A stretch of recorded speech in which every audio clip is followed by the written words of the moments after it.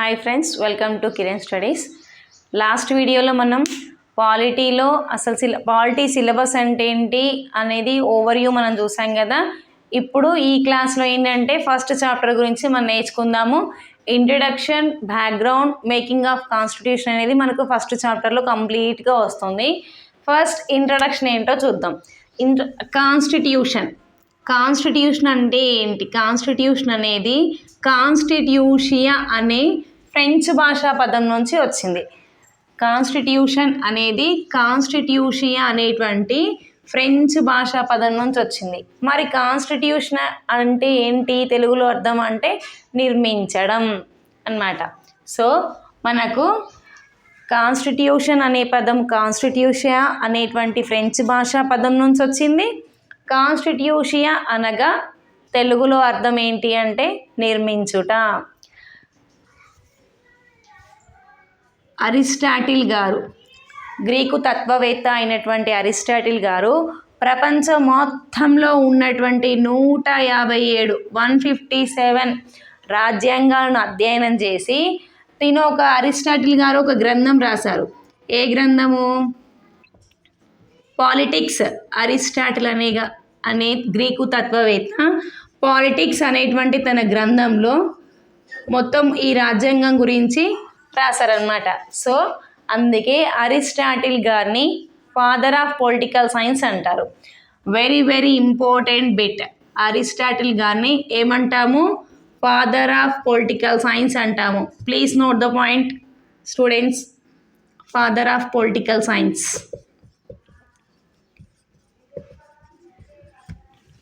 So ఇంట్రడక్షన్లో ఏమొస్తుంది? Constitution అనేటువంటి పదం కాన్స్టిట్యూషియా అనేటువంటి ఫ్రెంచ్ భాషా పదం నుంచి వచ్చింది. కాన్స్టిట్యూషియా అనగా నిర్మించుట.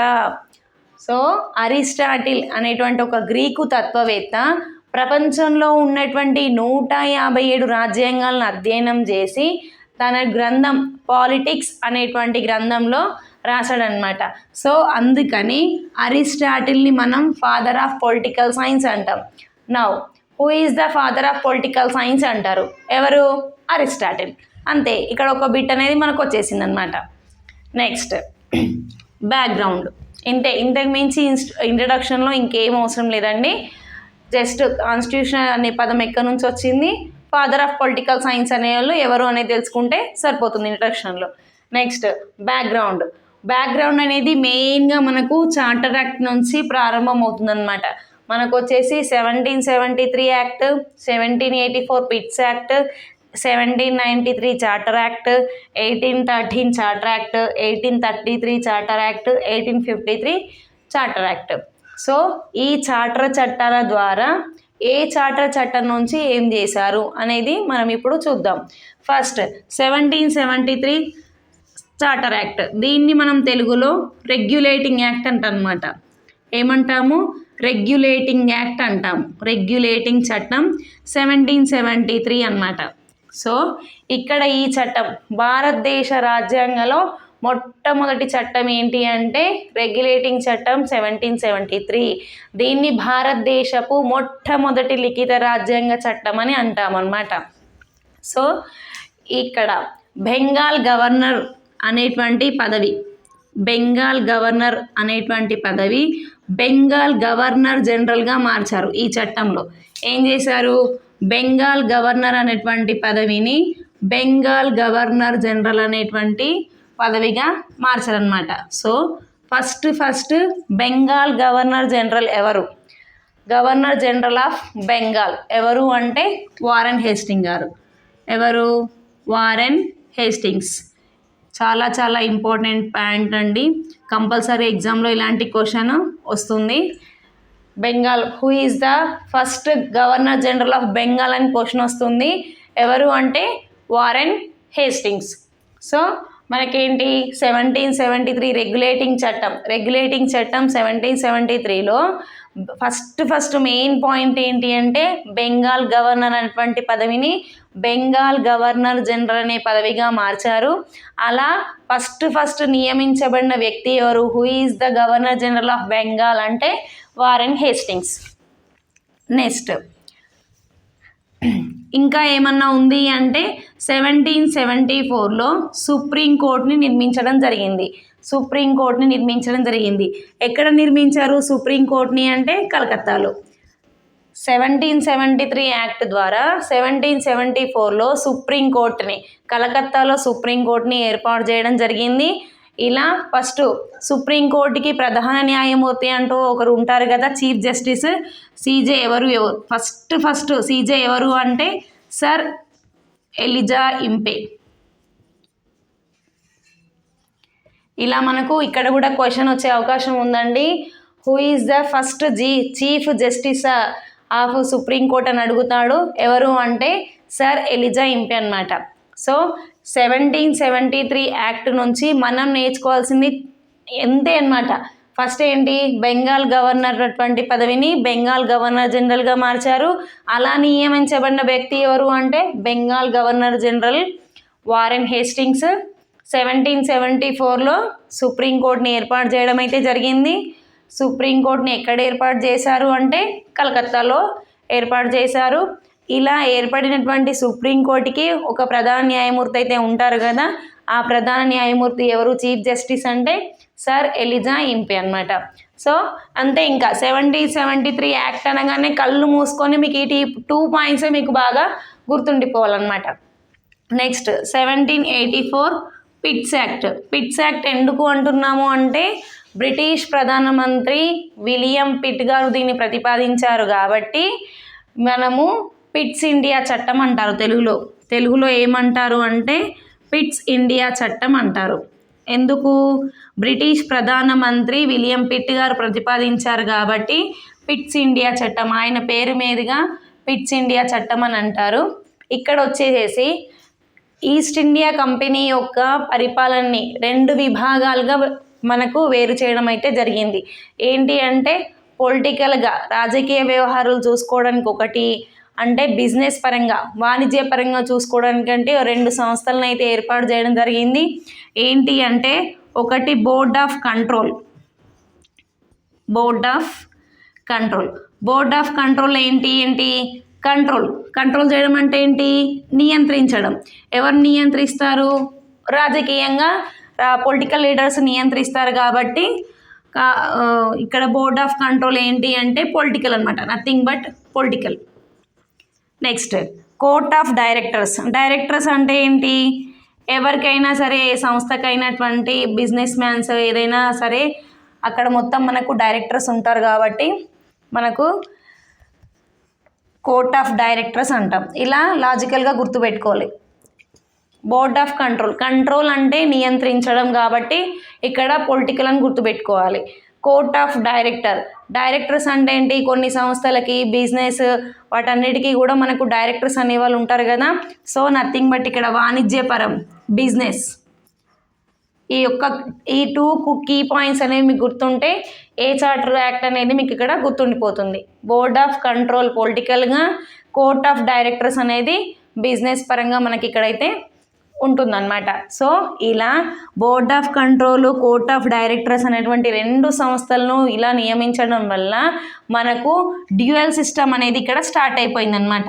Dual system of government means ద్వంద్వ పాలన అనేది ఇక్కడ మనకి స్టార్ట్ అయిపోయింది. ఏ చట్టం ద్వారా, 1784 పిట్స్ యాక్ట్, పిట్స్ ఇండియా చట్టం ద్వారా మనకు ద్వంద్వ పాలన అనేది మనకి ఇక్కడ రావడం అనేది జరిగిందనమాట. నెక్స్ట్ ఓన్లీ ఈ 2 పాయింట్స్ గుర్తుంటే చాలు. 1784 board of control, court of directors, అంతే. ఇంకా నెక్స్ట్ 1793 చార్టర్ యాక్ట్.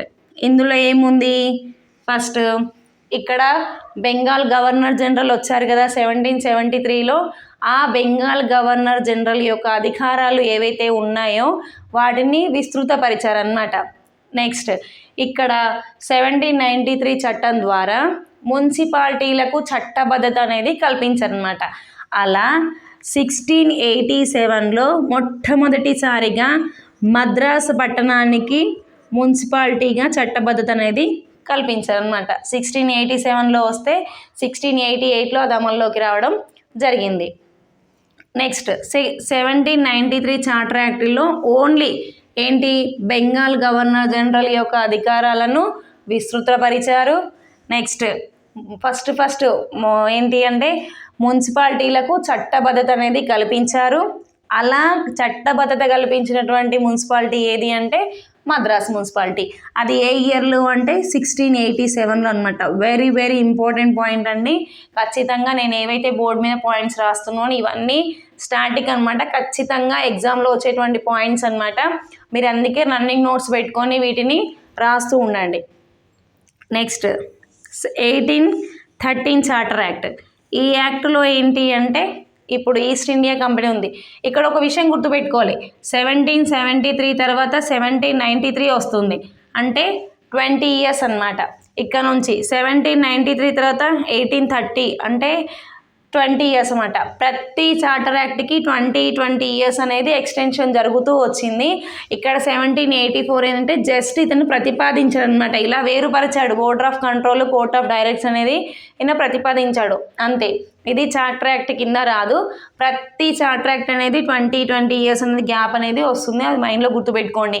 ఎలా గుర్తుపెట్టుకోవాలి, 73 74 79 ఇట్లా గుర్తుపెట్టుకోవద్దు. జస్ట్ 73 దానికి 20 years యాడ్ చేసుకోండి, ఎంత వస్తుంది 1793 వస్తుంది. దానికి ఒక 20 years యాడ్ చేసుకోండి, 1813 వస్తుంది. దానికి ఒక 20 years యాడ్ చేయండి, 1833 వస్తుంది. దానికి ఒక 20 years యాడ్ చేస్తే 1853 అనేది వస్తుంది. ఇలా మనం గుర్తుపెట్టుకోవాలి, కానీ బట్టి కొట్టకూడదు. బట్టి కొడితే అన్నీ మర్చిపోతాం. జస్ట్ 84 అనేది ఈ యాక్ట్ వచ్చిన తర్వాత, రెగ్యులేటింగ్ యాక్ట్ వచ్చిన తర్వాత 1 year రెగ్యులేటింగ్ యాక్ట్ వచ్చిన తర్వాత మధ్యలో 84లో అంటే 11 yearsకి మధ్యలో 11 yearsకి పిట్స్ యాక్ట్ అనేది వస్తుంది. ఇది జస్ట్ అలా గుర్తుపెట్టుకోండి. చార్టర్ చట్టాలు అనేది ఈస్ట్ ఇండియా కంపెనీకి ఎవ్రీ 20 yearsకి మనము అధికారాలని కొంచెము ఎక్కువ ఇవ్వడం అనేది జరిగిందనమాట. 1813లో వచ్చేసరికి ఏం జరిగింది ఈ చట్టంలో అంటే, జస్ట్ ఈస్ట్ ఇండియా కంపెనీకి మోనోపాలిస్టిక్ రైట్ అనమాట, ఏకస్వామ్యపు హక్కు. మోనోపాలిస్టిక్ రైట్ అంటే జస్ట్ చైనాతో వ్యాపారం కానివ్వండి, తేయాకు అంటే టీని తెలుగులో తేయాకు అంటారు, తేయాకు కానివ్వండి, ఓపియం కానివ్వండి, నల్లమందు కానివ్వండి, ఇలాంటి వాటన్నిట్లలో కూడా ఓన్లీ ఈస్ట్ ఇండియా కంపెనీ మాత్రమే వ్యాపారం చేయాలి, మిగతా ఏ కంపెనీలు చేయకూడదు అనమాట. అలాంటి రిస్ట్రిక్షన్ అయితే మనకు 1813 చార్టర్ యాక్ట్లో పెట్టడం జరిగింది. ఇంకా ఏంటి అంటే స్థానిక సంస్థలు, లోకల్ గవర్నెన్స్కి పన్నులు విధించే అవకాశం, ట్యాక్సెస్ వేసే అవకాశం కూడా మనకి ఇక్కడ ఇవ్వడం జరిగింది. ఇంకా వెరీ వెరీ ఇంపార్టెంట్ పాయింట్ ఏంటి అంటే, బ్రిటిష్ ప్రభుత్వం భారతదేశంలో విద్యా వ్యాప్తి కోసము, విద్యాపరంగా అభివృద్ధి కోసము 1 lakh రూపీని, 1 లక్ష రూపాయలను ప్రతి సంవత్సరం అలా ఒక నిధిని కేటాయించడం అనేది జరిగింది. ఈ క్వశ్చన్ ఖచ్చితంగా పడేటువంటి అవకాశం ఉంటుంది. ఏ చార్టర్ యాక్ట్ ద్వారా మనకి విద్యా వ్యాప్తి కోసము 1 lakh రూపీని కేటాయించడం జరిగింది అంటే నథింగ్ బట్ 1813 చార్టర్ యాక్ట్ అనమాట. ఇంకొక మెయిన్ ఏంటి అంటే, అసలు భారతదేశంలో క్రైస్తవులు అనేది చాలా ఎక్కువైపోయింది, వాళ్ళ ప్రచారాలు కూడా ఎక్కువైపోయినాయి. అసలు భారతదేశంలోకి ఎవరు రానిచ్చారు ఈ క్రైస్తవులను అంటే ఈ చట్టం ద్వారానే కల్పించారు అనమాట. ఈ 1813 చట్టం ద్వారానే క్రైస్తవ మిషనరీలను మన భారతదేశంలోకి ఆహ్వానించడం జరిగింది. ఎవరు ఆహ్వానించారు? వాళ్ళే, బ్రిటిష్ వాళ్ళే. వాళ్ళు ఆహ్వానించడం వల్ల వాళ్ళందరూ మన భారతదేశంలోకి వచ్చి మొత్తం మత ప్రచారం చేసుకుంటూ వెళ్ళిపోతున్నారు అనమాట. క్రైస్తవ మిషనరీలు రావడానికి, ఇలా మత వ్యాప్తి జరగడానికి కారణమైనటువంటి యాక్ట్ ఏది అంటే 1813 చార్టర్ యాక్ట్. సో ఇదన్నమాట. 1813లో మెయిన్గా వచ్చేసి మనకి ఒక మోనోపాలిస్టిక్ రైట్ అనేది, ఏకస్వామ్యపు హక్కు అనేటువంటిది ఈ ఈస్ట్ ఇండియా కంపెనీకి, తేయాకు, చైనాతో వ్యాపారం ఇవన్నీ ఇవ్వడం జరిగింది. 1 lakh రూపీస్ కేటాయించడం జరిగింది. క్రైస్తవ మిషనరీలను ఆహ్వానించడం జరిగింది. ఇంకోటి లోకల్ గవర్నమెంట్, స్థానిక సంస్థలకి పన్నులు విధించే అవకాశం కూడా ఈ చార్టర్ యాక్ట్ అనేది మనకు కల్పించింది అనమాట. ఇంతవరకు ఎన్ఎఫ్ 1833 యాక్ట్. నెక్స్ట్ 1833 నెక్స్ట్ చూడండి, 1830కి 20 years యాడ్ చేయండి, 1833 యాక్ట్ 1833 చార్టర్ చట్టం. సో ఈ చట్టం ద్వారా ఏంటి అంటే గవర్నర్ జనరల్, ఇక్కడ 1773లో బెంగాల్ గవర్నర్ జనరల్గా మార్చారు కదా, ఈ బెంగాల్ గవర్నర్ జనరల్ యొక్క పదవిని గవర్నర్ జనరల్ ఆఫ్ ఇండియాగా మార్చారు. Governor general of India, governor general of ఇండియాగా మార్చారు. ఎప్పుడు మార్చారు, ఏ చట్టం ద్వారా మార్చారు అంటే 1833 చట్టం ద్వారా మార్చారు.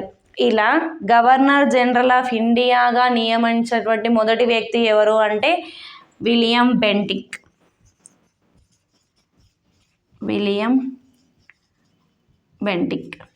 సో 1833 చట్టం ద్వారా governor general, Bengal governor general అటువంటి పదవి ఎలా మారిపోయింది, గవర్నర్ జనరల్ ఆఫ్ ఇండియాగా మారింది. అలా గవర్నర్ జనరల్ ఆఫ్ ఇండియా, మొట్టమొదటి గవర్నర్ జనరల్ ఆఫ్ ఇండియా ఎవరు అంటే విలియం బెంటిక్ గారు. ఇంకా మనకి ఇక్కడ బోర్డ్ ఆఫ్ కంట్రోల్ అనేది ఏర్పాటు చేశారు కదా. ఈ బోర్డ్ ఆఫ్ కంట్రోల్లో ఉన్నటువంటి అధికారులకు వీళ్ళకు అంటే శాలరీస్, జీతభత్యాలు ఎక్కడి నుంచి వస్తాయి అంటే భారతదేశం వంటి రెవెన్యూ, భారతదేశంలో 1833 చార్టర్ యాక్ట్, 1833 చార్టర్ చట్టం. ఫస్ట్ ఈ చట్టంలో ఏంటి అంటే మనకు 1773లో బెంగాల్ గవర్నర్ జనరల్ ఉన్నారు కదా, గవర్నర్ జనరల్ ఆఫ్ బెంగాల్, అతన్ని ఏం చేశారు అంటే గవర్నర్ జనరల్ ఆఫ్ ఇండియాగా మార్చారు. గవర్నర్ జనరల్ ఆఫ్ ఇండియాగా మార్చారు. సో ఇలా గవర్నర్ జనరల్ ఆఫ్ ఇండియాగా నియమించబడిన మొట్టమొదటి వ్యక్తి ఎవరు అంటే విలియం బెంటిక్ గారు.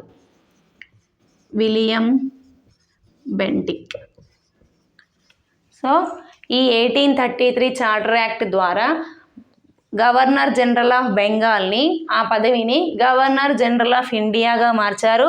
ఇలా మొట్టమొదటి గవర్నర్ జనరల్ ఆఫ్ ఇండియా ఎవరు అంటే విలియం బెంటిక్ గారు.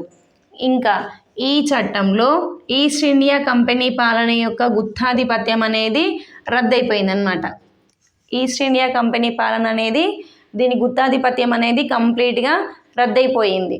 నెక్స్ట్ ఇంకా ఏంటి అంటే భారతదేశం యొక్క శాసనాలను క్రోడీకరించడానికి ఒక లా కమిషన్ని ఏర్పాటు చేసుకోండి అని చెప్పేసి మనకు పర్మిషన్స్ అయితే ఇవ్వడం జరిగింది. సో అలా మన ఫస్ట్ లా కమిషన్ యొక్క చైర్మన్ ఎవరు అంటే లార్డ్ మెకాలే గారు. Chairman Lord Macaulay. సో భారతదేశం యొక్క శాసనాలను క్రోడీకరించడానికి ఒక లా కమిషన్ని ఏర్పాటు చేసుకోవడానికి మనకు పర్మిషన్స్ అయితే ఇవ్వడం జరిగింది. అలా ఫస్ట్ లా కమిషన్ యొక్క చైర్మన్ ఎవరు అంటే లార్డ్ మెకాలే గారు. నెక్స్ట్ 1833 చార్టర్ యాక్ట్ అంటే ఏం గుర్తుకు రావాలి, జస్ట్ బెంగాల్ గవర్నర్ జనరల్ పదవిని గవర్నర్ జనరల్ ఆఫ్ ఇండియాగా మార్చారు. అలా మార్చినటువంటి పదవికి నియమించబడిన వ్యక్తి ఎవరు అంటే విలియం బెంటిక్ గారు. నెక్స్ట్ ఈస్ట్ ఇండియా కంపెనీ యొక్క పరిపాలన అనేది, దాని గుత్తాధిపత్యం అనేది ఇక్కడ రద్దయిపోయింది. లా కమిషన్, భారతదేశం యొక్క శాసనాలను క్రోడీకరించడానికి లా కమిషన్ ఏర్పాటు చేసుకోవడానికి మనకు పర్మిషన్స్ అయితే ఇవ్వడం జరిగింది. అలా ఫస్ట్ లా కమిషన్కి చైర్మన్ ఎవరు అంటే లార్డ్ మెకాలే గారు. అంతే. 1833 చార్టర్ యాక్ట్లో ఇవి మాత్రం మోస్ట్ ఇంపార్టెంట్ అనమాట. Next 1853 charter act. 1853 charter act చూడండి, 1833 + 20 1853 అన్నమాట. సో ఇది భారతదేశంలో ఉన్నటువంటి చివరి చార్టర్ యాక్ట్ అన్నమాట. అతి తక్కువ కాలం అమల్లో ఉన్నటువంటి చట్టం ఏదైతే ఉంది అంటే అది 1853 చట్టము. ఇక్కడ ఏం చేశారు అంటే గవర్నర్ జనరల్ యొక్క కౌన్సిల్ యొక్క legislative powers and executive powers, ఈ రెండు కూడా వేరు చేయడం అనేది ఇక్కడ జరిగింది. గవర్నర్ జనరల్ యొక్క కౌన్సిల్ యొక్క అధికారాలు ఏవైతే ఉన్నాయో, శాసనాధికారాలు and legislative powers, executive powers అనేవి ఇక్కడ వేరు చేయడం అనేది జరిగింది. ఇంకా మనకు అంతవరకు భారతీయులకి సివిల్ సర్వీసెస్ ఎగ్జామ్ రాయడానికి పర్మిషన్స్ లేవన్నమాట. 1853 చార్టర్ యాక్ట్ ద్వారా సివిల్ సర్వీసెస్ ఎగ్జామ్లో ఓపెన్ మెరిట్ సిస్టమ్ అనేది ఇక్కడ ప్రవేశపెట్టడం జరిగింది. ఓపెన్ మెరిట్ సిస్టమ్, బహిరంగ ప్రవేశ పద్ధతి అన్నమాట. దీన్నే సార్వజనీన పద్ధతి అని కూడా అంటారు. ఇలా సివిల్ సర్వీసెస్ ఎగ్జామ్స్కి ఓపెన్ మెరిట్ సిస్టమ్ అనేటువంటి ప్రవేశపెట్టి మన భారతీయులకు కూడా అవకాశం ఇవ్వటం అనేది జరిగిందనమాట. ఏ చట్టంలో? 1853 చార్టర్ యాక్ట్లో అనమాట. నెక్స్ట్ అయితే ఈ ఓపెన్ మెరిట్ సిస్టమ్ ఇవన్నీ అబ్జర్వేషన్ చేయడానికి మనకు ఒక కమిటీని వేయడం అయితే జరిగింది. ఎవరి అధ్యక్షతన అంటే లార్డ్ మెకాలే, లా కమిషన్ చైర్మన్ ఎవరైతే ఉన్నారో ఆ చైర్మన్ లార్డ్ మెకాలే అధ్యక్షతన ఒక కమిటీని నియమించడం జరిగింది. ఈ ఏదైతే సివిల్ సర్వీస్ ఎగ్జాము, ఈ ఓపెన్ మెరిట్ సిస్టమ్ ఇవన్నిటికి సంబంధించిన అంతా కూడా ఈ లార్డ్ మెకాలే గారు అనేది చూసుకుంటారనమాట. సో ఇలా ఈ ఈ లార్డ్ మెకాలే గారు అంటే 1857లో ఉన్నటువంటి మనకు ఎవరు అంటే గవర్నర్ జనరల్ ఆఫ్ ఇండియా. ఇంకా లాస్ట్ అనమాట. లాస్ట్లో ఎవరు ఉన్నారు అంటే 1857లో లార్డ్ కానింగ్ గారు ఉన్నారు. 1857 తర్వాత మనకు 1858లో మొత్తం కంప్లీట్గా ఈస్ట్ ఇండియా కంపెనీ పాలన అనేది రద్దయిపోయి బ్రిటిష్ రాణి కౌన్సిల్ అనేది వచ్చిందనమాట. ఫస్ట్ ఎలిజబెత్ రాణి గారి పరిపాలన కిందికి వచ్చేస్తుంది అనమాట. అప్పుడు ఈ యొక్కటువంటి పదవిని 1853 చార్టర్ యాక్ట్, ఈ యాక్ట్లో ఏం చేశారు అంటే గవర్నర్ జనరల్ యొక్క కౌన్సిల్ యొక్క లెజిస్లేటివ్ పవర్స్ని, ఎగ్జిక్యూటివ్ పవర్స్ని వేరు చేయడం జరిగిందనమాట. ఇంకా ఏం చేశారు అంటే శాసనాలను రూపొందించడం కోసం ఇండియన్ లెజిస్లేటివ్ కౌన్సిల్ని ఏర్పాటు చేయడం జరిగింది. ఏంటి? ఇండియన్ లెజిస్లేటివ్ కౌన్సిల్ అన్నమాట. ఇండియన్ లెజిస్లేటివ్ కౌన్సిల్ని ఏర్పాటు చేయడం జరిగింది. ఎందుకు అంటే శాసనాలను రూపొందించడం కోసం ఇండియన్ లెజిస్లేటివ్ కౌన్సిల్ని ఏర్పాటు చేయడం జరిగింది. దీన్నే మనం ఏమంటున్నాము అంటే మినీ పార్లమెంట్ అంటున్నాము. ఏమంటున్నాము? మినీ పార్లమెంట్ అంటున్నాము. సో ఇంకా ఓపెన్ మెరిట్ మనకు సివిల్ సర్వీసెస్ ఎగ్జామ్స్లో ఫస్ట్ భారతీయులకి ఛాన్స్ అయితే లేదు. ఈ 1853 చార్టర్ యాక్ట్ ద్వారా ఓపెన్ మెరిట్ సిస్టమ్ అనేది ప్రవేశపెట్టడం జరిగింది. అంటే బహిరంగ పోటీ పరీక్షా విధానం, దీన్నే సార్వజనీన పరీక్షా విధానం అంటారు. ఇలా ఓపెన్ మెరిట్ సిస్టమ్ ప్రవేశపెట్టి మన భారతీయులకు సివిల్ సర్వీసెస్ ఎగ్జామ్స్లో మనకు ఛాన్స్ ఇవ్వడం అయితే జరిగిందనమాట. సో ఈ ఓపెన్ మెరిట్ సిస్టము ఇదంతా వీటిని పర్యవేక్షించడం కోసం లార్డ్ మెకాలే అధ్యక్షతన ఒక కమిటీని అయితే వేయడం జరుగుతుంది. ఈ లార్డ్ మెకాలే గారు ఎవరు? Law commission chairman. ఈ law commission chairman Lord Macaulay గారు వీడి ఒకటి సంబంధించినటువంటి ఈ ఎగ్జామ్కి సంబంధించిన అన్నిటినీ కూడా ఈయనే చూసుకుంటారు. ఇంకా ఈ లా కమిషన్ ఏం చేస్తుందంటే జ్యుడిషియల్ యాక్ట్స్ చేస్తుందన్నమాట. ఏం చేస్తుంది అంటే కొన్ని జ్యుడిషియల్ యాక్ట్స్ అనేవి చేస్తుంది లా కమిషన్. ఏంటివి అంటే civil procedure code 1859, Indian penal code 1860, criminal procedure code CRPC 1861. So ఈ లా కమిషన్ అనేది కొన్ని జ్యుడిషియల్ యాక్ట్స్ని ప్రవేశపెట్టింది. అవేంటి అంటే civil procedure code 1859, Indian penal code 1860, criminal procedure code 1861 అన్నమాట. సో దీని తర్వాత కంప్లీట్గా ఈస్ట్ ఇండియా కంపెనీ యొక్క పరిపాలన అనేది పూర్తిగా రద్దయిపోయింది. 1858లో బ్రిటిష్ యువరాణి పరిపాలన కిందికి వస్తుందన్నమాట.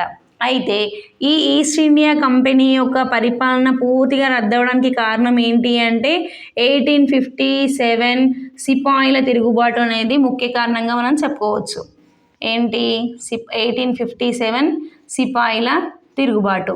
దీని కారణం చేత 1857 సిపాయిల తిరుగుబాటు కారణం చేత మన ఈస్ట్ ఇండియా కంపెనీ యొక్క పరిపాలన అనేది పూర్తిగా రద్దయిపోయి 1858లో దీని పరిపాలన అంతా కూడా బ్రిటిష్ చక్రవర్తి చేతి కిందికి వెళ్ళిపోతుంది.